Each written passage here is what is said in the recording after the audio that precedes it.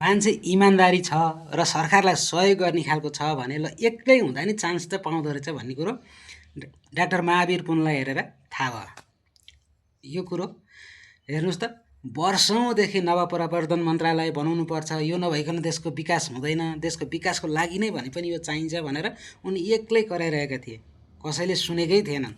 सुन्ने कसरी? अब यी भ्रष्टाचारीहरूले सुन्ने कुरै भएन, यी अपराधी डाँकाहरूले, तस्करहरूले, किनभने यस्ता राम्रा मान्छे गएपछि तस्कर गर्न पाइँदैन भनेर।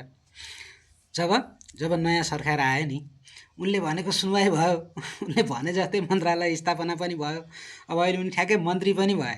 ल हेर्नुहोस्, पालो घुमी फिरी होइन, इमान्दारी छ भने उनको इमान्दारिताले, उनको इच्छा शक्तिले भएको।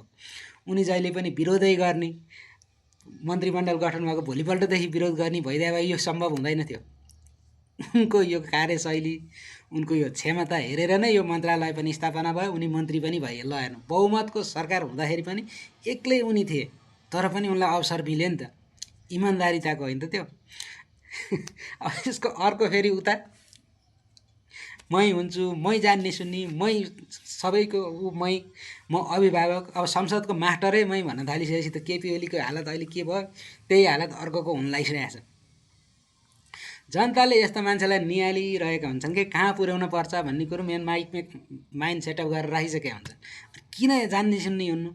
जनताभन्दा ठुलो तिमीहरू होइनौ, त्यसैले सुध्रिनुपर्छ बेलैमा।